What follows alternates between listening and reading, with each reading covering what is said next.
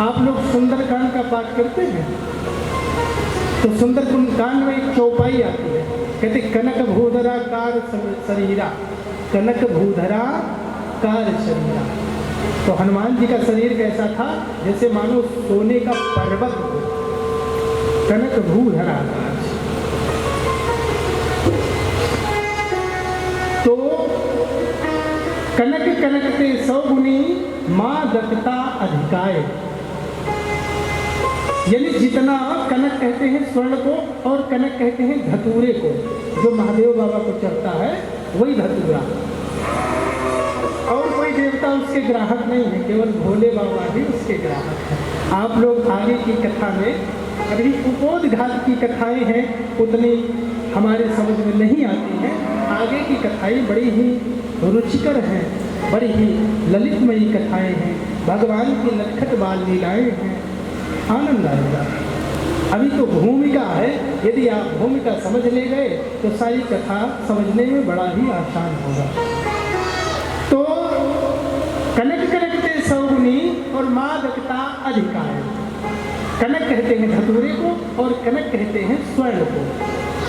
तो कहा गया है कि धतूरे में तो मादकता नशा होता ही है, धतूरे से 100 गुनी अधिक मादकता स्वर्ण में होती है। वो कैसे? तो समझाते हुए कहते हैं कि वह खाए गौराए, दोनों हमारे अहंकार की वृद्धि ही करते हैं, चाहे धतूरा हो और चाहे सोना हो। वो कैसे? तो कहते हैं कि वह खाए गौराए, उसको खाने के बाद में व्यक्ति बावला हो जाता है और सोने को पाने के बाद में व्यक्ति बावला हो जाता है जी।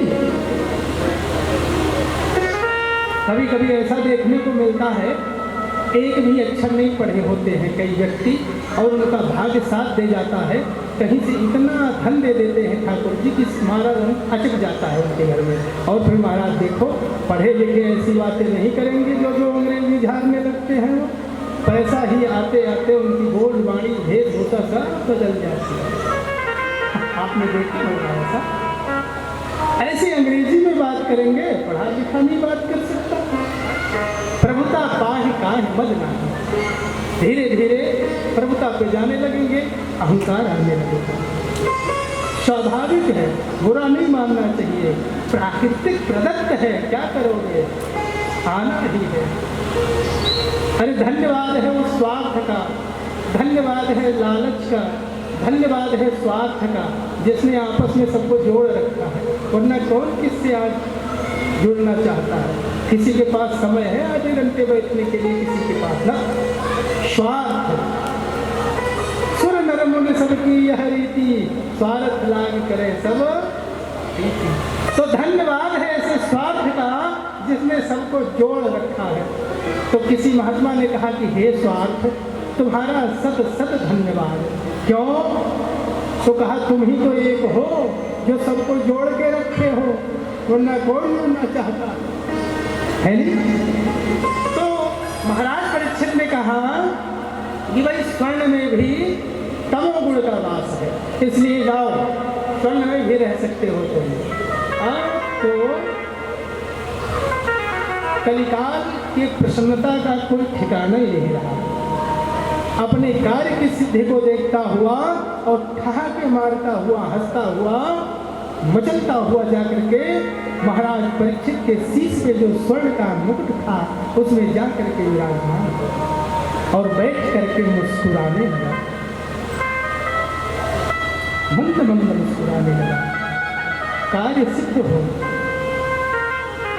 महाराज परीक्षित उस दिन शिकार पे गए, दौड़ योग से पूरे दिन उन्हें कोई शिकार मिला ही नहीं, और मिला भी तो उसका पीछा करते करते थके मांदे हारे, भूख और प्यास से व्याकुल हुए परीक्षित इतने घटित हो गए कि जल की खोज करते हुए, छांव की खोज करते हुए भटकते भटकते दूर से महर्षि शमीक ऋषि के आश्रम पर उनकी दृष्टि पड़ी। महर्षि शमीक ऋषि के आश्रम को देख करके परीक्षित आश्रम में आए और भूख प्यास से तो द्रवित थे ही, श्रम सता रहा था, उन्हें जल की इच्छा हुई और उसी वक्त महर्षि शमेक अपने कुटिया के बाहर ध्यान अवस्था में बैठे हुए थे। ध्यान अवस्था में बैठे थे, इसलिए बाहरी व्यक्ति की कोई सुधि नहीं थी उन समीप मुनि को। महाराज प्यासे थे।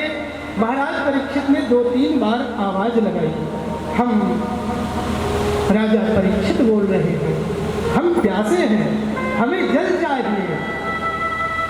पर महर्षि तो ध्यान में थे, उन्हें तो बाहर व्यक्ति से कोई मतलब नहीं था।